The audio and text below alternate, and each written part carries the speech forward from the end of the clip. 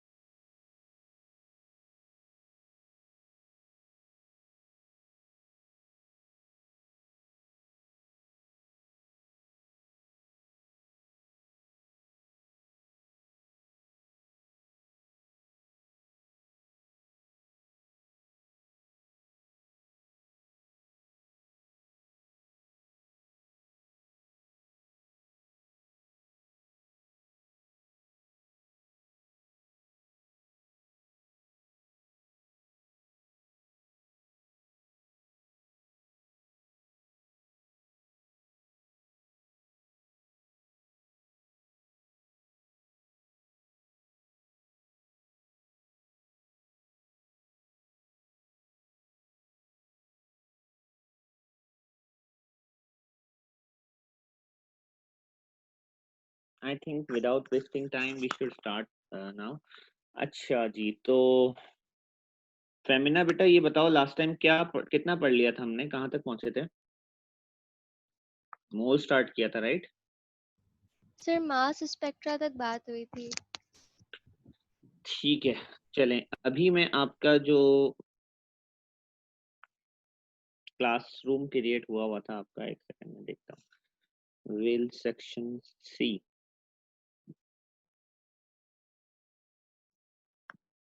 अभी सिर्फ इसमें 12 स्टूडेंट्स रजिस्टर्ड हैं। आप में से कोई ऐसा स्टूडेंट है जो इसमें अभी रजिस्टर्ड नहीं है तो मुझे जरा बताए। ये आपका क्लासरूम कोड है, ये मैं आपके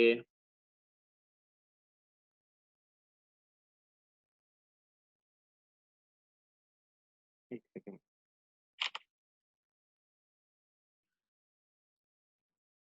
एक सेकंड,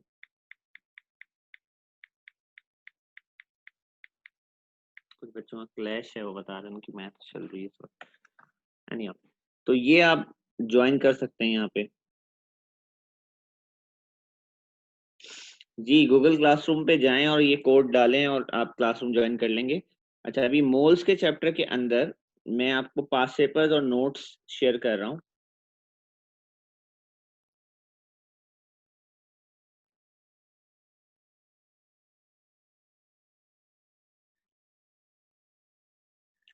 ये मैंने नोट्स और पास पेपर्स अपडेट कर दिए हैं इसके अंदर, ठीक है।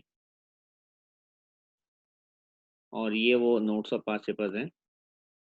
एक जल्दी से ओवरव्यू करके जो है ना आगे बढ़ते हैं कि हम क्या पढ़ रहे थे, और फिर आज हम उसके क्वेश्चंस करेंगे थोड़े से, ठीक है। ये नोट्स हैं आपके।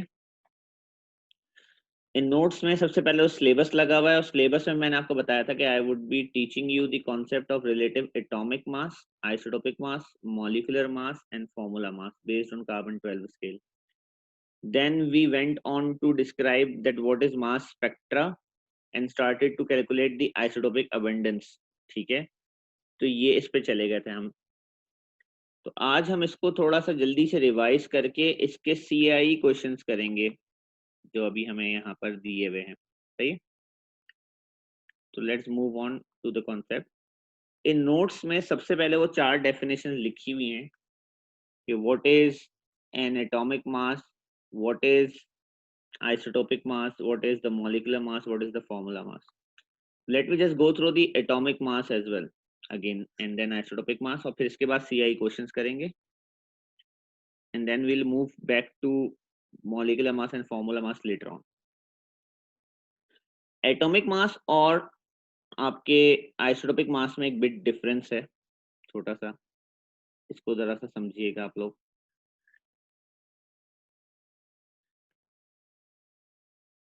सबसे पहली बात है कि किसी भी एटम के अंदर जो मास होता है उसका it is equal to the sum of protons plus neutron.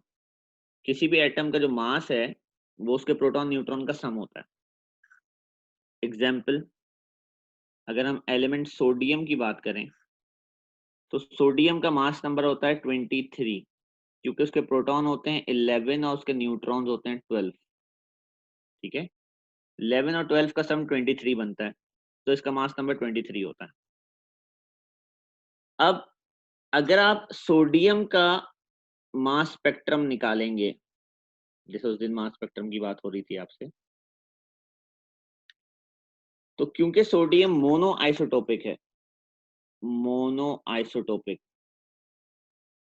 यानी कि उसके कोई और आइसोटोप एग्जिस्ट नहीं करता, तो आपके पास सिर्फ एक लाइन आएगी 23 के ऊपर और वो 100% होगी। ये लाइन कभी भी फ्रैक्शन नहीं होगी, it will not be a fraction, it will never be a fraction. क्योंकि फ्रैक्शन में जब मासेस आते हैं ना, तो फ्रैक्शन के मासेस का मतलब होता है कि वो आइसोटोप है। जैसे क्लोरीन के साथ हुआ था कि क्लोरीन के 2 मासेस थे 35 और एक क्लोरीन का मास था 37। यहाँ पर हमें अब प्रॉब्लम आई थी कि अब हम इसका एवरेज कैसे निकालें, आइसोटोपिक मास कैसे निकालें। तो जब हमने मास स्पेक्ट्रम में इसको डाला था तो हमारे पास 35 वाले का जो वैल्यू आई थी वो 75 आई थी, अबंडेंस, यहाँ पे अबंडेंस होती है,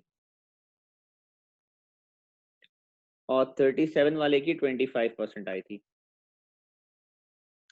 इन दो वैल्यूज को यूज करके हमने क्या किया था, 35 मल्टीप्लाई बाय 37 प्लस 75 सॉरी, और 37 multiply by 25 total divided by 100। 100 कोई फॉर्मूला नहीं है कि डिवाइड बाय 100 करना है, इन दोनों का सम से डिवाइड करना होता है। यानी कि अगर एग्जामिनर ने आपको ये इस तरह दिया हुआ होता कि 35 को इंस्टेड के 75 लेबल करता, उसको वो 3 लेबल कर देता, और 37 को वो 1 लेबल कर देता, तो आपकी कैलकुलेशन हो जाती 35 into 3 plus 37 into 1 total divided by 400। कोई फॉर्मूला नहीं है कि 100 से डिवाइड कर दें आप, ये इन दोनों की अबंडेंसेस का, यहाँ जो अबंडेंसेस का सम होता है उससे डिवाइड किया जाता है। इन दोनों केसेस में, इस केस में भी और इस केस में भी, आपका आंसर बहरहाल क्लोरीन का 35.5 आएगा। और जैसे ही आपका आंसर फ्रैक्शन आएगा, आप समझ जाएंगे कि ये एक आइसोटोपिक मास है। कभी भी मोनो आइसोटोपिक मास 100% वाला फ्रैक्शन नहीं होता, it's always a whole number. ये बात ध्यान में रखिएगा, ठीक है। ए लेवल्स के अंदर आपको एक नई बात ये मिलेगी कि आप जब पेपर दे रहे होंगे तो यूजुअली ओ लेवल्स में पेपर के एंड में प्योरिटी टेबल लगा हुआ होता है, पेपर के एंड में, पेपर 1 और पेपर 2 में। ए लेवल्स में ऐसा नहीं होता। ए लेवल्स में आपको पेपर के साथ एक अलग से बुकलेट मिलती है, अलग से 10-15 पेजेस की, ये रही वो बुकलेट, ये मिलेगी आपको। इसको कहा जाता है डेटा बुकलेट। अगर आप यहाँ देखें तो यहाँ लिखा हुआ है कि 2016 ऑनवर्ड सब एग्जाम्स के लिए वैलिड है, प्रैक्टिकल्स को छोड़ के। तो अगेन आपके पेपर 1 और पेपर 2 में ये बुकलेट आपके साथ होगी। इसके इंडेक्स में अगर आप देखें तो उसमें 11 टेबल्स हैं, और आपके जो अलग अलग चैप्टर्स आगे आएंगे उनमें ये टेबल रेलेवेंट होते चले जाएंगे आपके लिए। अभी जो टॉपिक आप पढ़ रहे हैं मोल्स, इसके लिए जो रेलेवेंट है आपके पास वो सिर्फ लास्ट टेबल है, that is the periodic table of elements. तो we are just going to go towards the last table. उसमें आपको मैंने लर्न ये करानी है बात कि ओ लेवल से आपको आदत है कि सिर्फ क्लोरीन का मास आपने फ्रैक्शन में देखा था और बाकी सारे मास होल नंबर में देखे थे। ऐसा हो रियल में नहीं होता, ठीक है। सबसे पहली बात, इसकी जो की है ना वो उल्टी है। इसमें प्रोटॉन नंबर ऊपर दिया हुआ है, प्रोटॉन नंबर को एटॉमिक नंबर भी कहते हैं, और न्यूक्लियॉन नंबर नीचे दिया हुआ है, यानी कि मास नंबर नीचे दिया हुआ है, ठीक है। मासेस नीचे हैं यहाँ पे। तो अगर आप देखें तो आपको आदत होगी कि मैग्नीशियम का मास आप 24 लेते थे, पर यहाँ पर देखें 24.3 है। कैल्शियम का मास आप 40 लेते थे, यहाँ 40.1 है। मैग्नीशियम का, पोटेशियम का मास आप 39 लेते थे, 39.1 है, ठीक है। लिथियम का मास आप 7 लेते थे, यहाँ 6.9 है। तो ये जो फ्रैक्शन में है ना, फ्रैक्शन में जो मासेस आ रहे हैं, ये तो लाजमी क्या हो गए, फ्रैक्शन का मतलब ये है कि ये आइसोटोपिक मास है। और आइसोटोपिक मास का मतलब है कि इसके अंदर मास स्पेक्ट्रम में एक से ज्यादा